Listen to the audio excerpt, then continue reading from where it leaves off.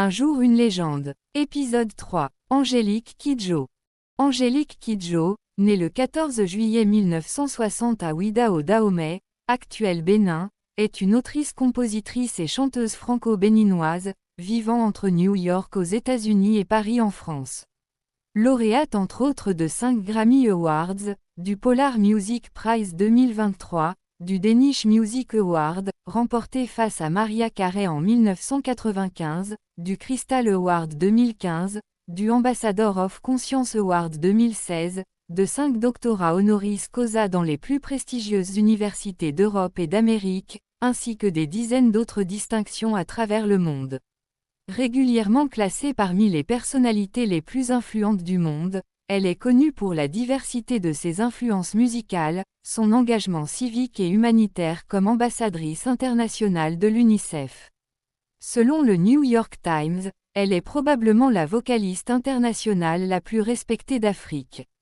Elle a collaboré avec Henry Salvador, Bono U2, Carlos Santana, Sting, Herbie Hancock, Kronos Quartet. Elle a également travaillé avec la nouvelle génération des pop stars africaines. Considérée comme l'une des plus grandes voix de la musique africaine contemporaine, sa carrière est marquée par un mélange unique de styles musicaux, allant de la musique traditionnelle africaine à la pop, en passant par le jazz, le funk et le rock.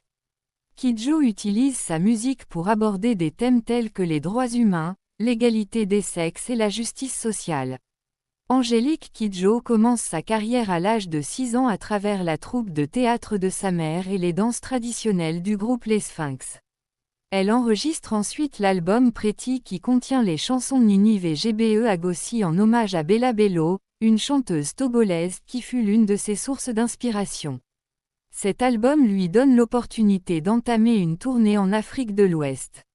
Les troubles politiques continuels au Bénin l'obligent à déménager en 1983 à Paris en France puis en 1998 aux États-Unis où sa carrière musicale est couronnée en 2007 par son premier Grammy Awards.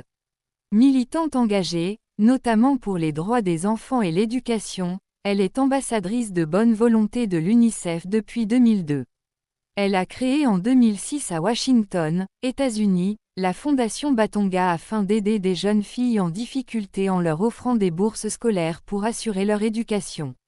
Angélique Kidjo a plus d'une vingtaine d'albums à son actif dont Logozo, le premier enregistré entre Miami et Paris dans les années 1991, qui lui a permis de participer à plusieurs festivals internationaux dont un concert à l'Olympia, à Paris, le 31 octobre 1992. Un deuxième dénommé Gin Gin sorti le 1er mai 2007 lui permet de gagner le Grammy pour Best Contemporary World Music, et Mother Nature, sorti le 18 juin 2021 chez Decca, est récompensé par un Grammy Award le 3 avril 2022. En dehors de sa carrière musicale, Angélique Kidjo fait ses premiers pas dans le cinéma en 2016, en tenant le rôle principal dans le film nigérian The CEO, le PDG. Elle apparaît également sur Netflix dans la série Christmas Flow. On retient d'Angélique Kidjo une carrière de musicienne reconnue mondialement, caractérisée par un style musical métissé et un engagement humanitaire fort. Ce qui la donne donc une place dans les légendes de Imolé Actu. C'était un jour une légende de Imolé Actu. Nous vous prions de liker et de vous abonner à notre chaîne. N'oubliez pas aussi de mettre en commentaire le nom de la légende qui sera l'objet de notre prochain épisode. Merci et à très bientôt.